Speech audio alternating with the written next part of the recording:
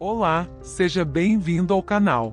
O Templo de Salomão, conhecido como o primeiro templo, erguia-se como uma torre de luz, de fé e devoção no coração da antiga Jerusalém, construído sob o comando do rei Salomão. Este magnífico templo não era apenas uma maravilha arquitetônica, mas servia a um propósito espiritual profundo. Acompanhe essa história até o final, compartilhe sua opinião, e se inscreva em nosso canal, clique em gostei e envie esse vídeo a seus amigos. Assim você estará contribuindo com o canal. O templo era para ser um local de morada para Deus na terra, um espaço sagrado onde o divino e o humano se encontravam. E aconteceu que no ano 480 depois que os filhos de Israel saíram da terra do Egito, no quarto ano do reinado de Salomão sobre Israel, ele começou a construir a casa do Senhor. 1 Reis capítulo 6, versículo 1. No centro deste templo estava a Arca da Aliança, uma obra de importância inestimável para os israelitas.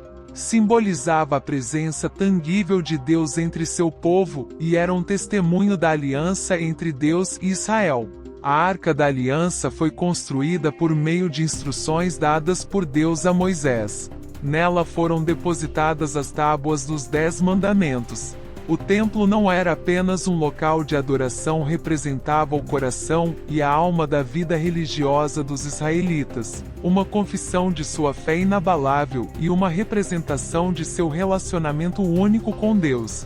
Sua construção, detalhada minuciosamente em 1 Reis capítulo 6, versículos 1 a 38, destacou sua importância. Cada pedra, cada pedaço de cedro e cada revestimento de ouro foram meticulosamente escolhidos e elaborados, incorporando uma profunda reverência e devoção do povo a Deus. A eventual destruição deste templo sagrado não foi apenas a perda de uma estrutura, marcou uma mudança catastrófica na visão espiritual e política da época. Compreender sua origem e importância oferece um olhar mais profundo das provas, da fé e da história dos israelitas. Na antiguidade, havia um poderoso rei chamado Nabucodonosor. Sob seu domínio, a Babilônia cresceu como um império poderoso, inigualável na região. Nabucodonosor não era apenas um homem ambicioso, mas também um conquistador. Ele via os territórios não apenas como terras, mas como extensões da grandeza da Babilônia. Jerusalém, a joia rara dos judeus e casa do magnífico Templo de Salomão, não escapou à atenção de Nabucodonosor. Esta cidade sagrada, rica em história e fé, tornou-se um ponto focal dos desejos expansionistas do rei babilônio. Em pouco tempo, as forças de Nabucodonosor sitiaram Jerusalém, uma poderosa demonstração do poder da Babilônia contra o povo de Judá. Conforme a Bíblia, 2 Reis capítulo 24, versículo 1. Nos seus dias, subiu Nabucodonosor, rei de Babilônia, e Joaquim ficou por 3 anos como seu servo, mas depois se revoltou contra ele. Em vez de destruir Jerusalém imediatamente após o cerco inicial, Nabucodonosor desenvolveu uma conduta mais estratégica. Ele fez com que os reis de Judá seguissem suas ordens, controlando e manipulando-os. Isso fez com que, embora eles tivessem autorização para permanecer no trono, tinham que jurar lealdade à Babilônia e seguir os comandos de Nabucodonosor. No entanto, o relacionamento entre a Babilônia e Jerusalém não durou pacificamente. Os reis de Judá, embora inicialmente submissos, não estavam contentes em serem comandados. A partir de então, a rebelião brotou em seus corações. O poder desenvolvido pela Babilônia foi algo levado muito a sério. O rei Nabucodonosor prende o rei Joaquim de Judá, e levam dali todos os tesouros da casa do Senhor. Nabucodonosor nomeou o jovem Zedequias no trono de Judá como seu rei subalterno, a fim de manter seu poder. No livro 2, Crônicas, capítulo 36, versículos 11 a 20, descrevem sobre os homens de Zedequias, como de fato ele não deu atenção a Jeremias ou a qualquer um dos outros mensageiros de Deus. Em vez disso, ele zombou e ignorou as mensagens, desprezou o juramento feito em nome de Yahvé, sendo vassalo da Babilônia, foi irrepreensível, mas não conseguiu afastar os líderes e sacerdotes de profanarem o templo com práticas idólatras. Jeremias anunciou a Zedequias que sua rebelião contra a Babilônia fracassaria. Como resultado, Zedequias prendeu e aprisionou Jeremias. No entanto, o profeta se levanta firme em sua fidelidade à mensagem de Deus. Jeremias nos informa que naqueles tempos, havia numerosos falsos profetas pregando uma mensagem de triunfo e vitória para Zedequias. Infelizmente, ele acreditou nos falsos ditadores, em vez dos profetas piedosos como Jeremias. Ao longo da história de Israel, Deus enviou profetas para orientar, anunciar e comunicar a sua vontade ao seu povo escolhido.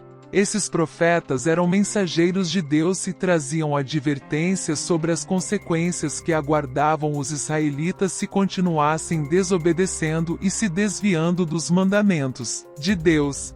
Jeremias, em seu capítulo 7, versículos 12 a 14, faz uma referência impactante a um local de espírito anterior que os israelenses tinham profanado, a saber, Silo.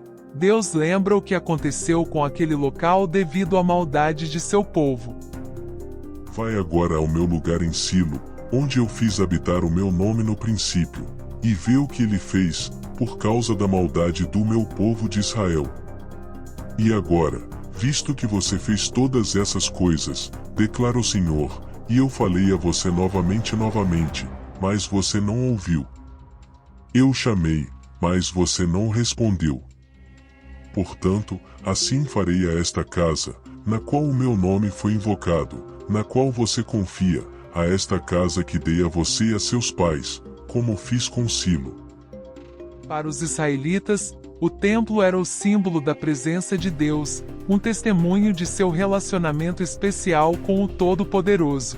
No entanto, os profetas anunciaram que nem mesmo esse templo sagrado permaneceria de pé se a nação continuasse a ignorar o seu Criador. Na sequência do cerco, como se lê em 2 Reis capítulo 25, de 1 a 3, e aconteceu que no 9º ano do seu reinado, no 10º mês, no dia 10º do mês, Nabucodonosor, rei de Babilônia, veio, ele e todo o seu exército, contra Jerusalém, e lutaram contra ela, e construíram um cerco ao seu redor. A cidade foi sitiada até o 11º ano do rei Zedequias. Por volta do 9º dia do 4º mês, a fome tornou-se tão intensa na cidade que não havia mais comida para o povo da terra. Na antiguidade, Nabucodonosor usou uma tática comum para conquistar cidades muradas, que era erguer um cerco ao redor da cidade. O objetivo era bloquear a cidade, cortar todo o comércio e suprimentos e, eventualmente, forçar os habitantes a se renderem devido à fome.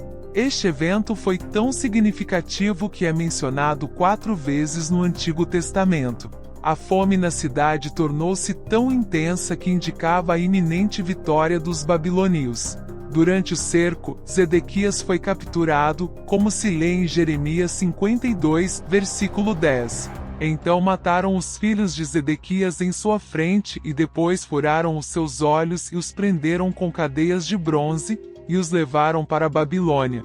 Mesmo que os babilônios não tinham fama de serem tão cruéis quanto os assírios, eles eram profissionais em crueldade por méritos próprios.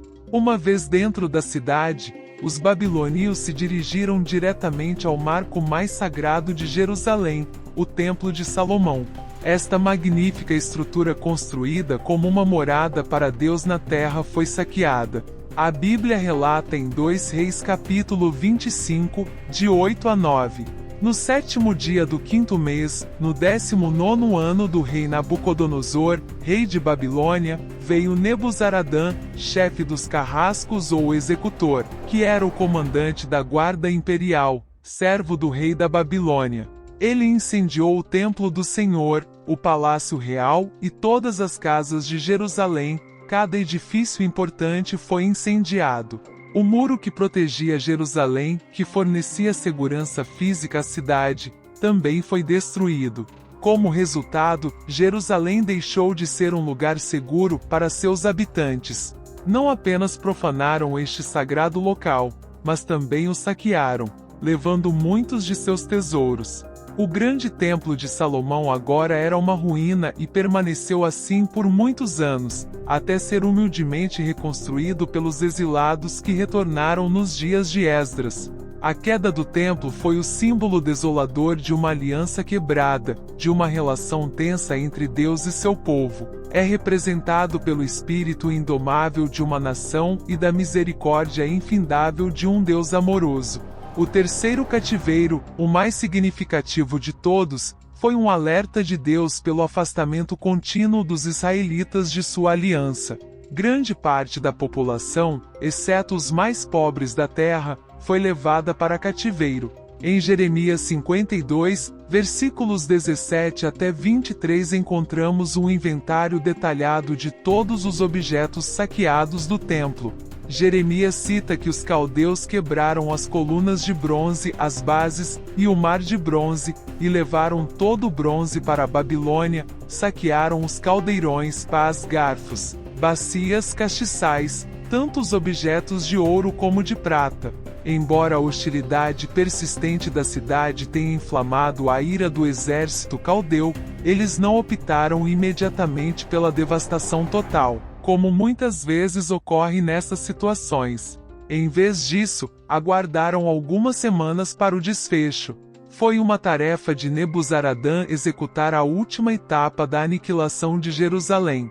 Mesmo diante da longa esperança, Deus, com sua infinita paciência, proporcionou tempo para que as pessoas se arrependessem, mas seus corações foram impenetráveis, resistentes à mudança. Assim, a punição foi aplicada sem hesitação. Não surpreende o fato de que as residências do rei e dos nobres tenham sido consumidas pelas chamas. No entanto, uma verdadeira surpresa reside no fato de a casa do Senhor, aquele local sagrado e esplendoroso, ter sido engolida pelas chamas num trágico acontecimento. A casa erguida por Davi e construída por Salomão sofreu um custo exorbitante, o mesmo local constantemente guardado por Deus, como vemos em 1 Reis 9, versículo 3. Ter resistido incólume ao fogo dos juízos divinos? A resposta é negativa. Nenhuma estrutura pode ser imune às ações de Deus. Ela, como todas as outras edificações, foi consumida pelas chamas, e a arca que residia nela provavelmente não escapou da destruição. A fama do terrível destino que recaiu sobre os filisteus por profanarem a arca fez com que seus inimigos hesitassem em tocá-la.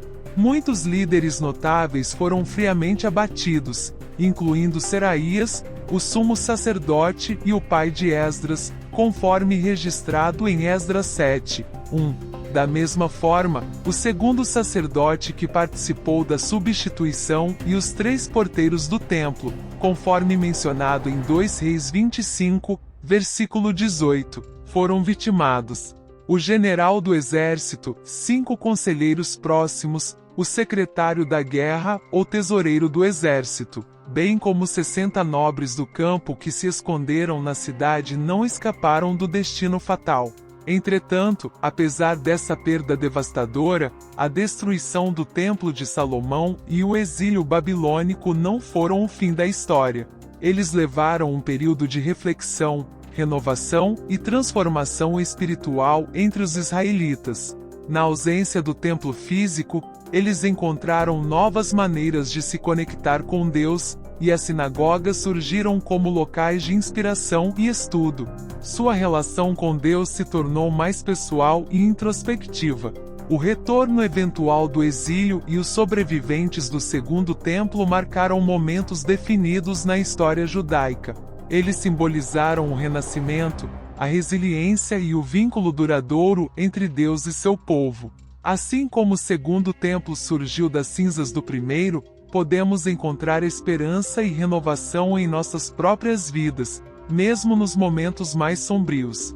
Muito obrigada por seguir até aqui. Agora não esqueça de se inscrever no canal, clicar em gostei e compartilhar com seus amigos. Que Deus abençoe a todos.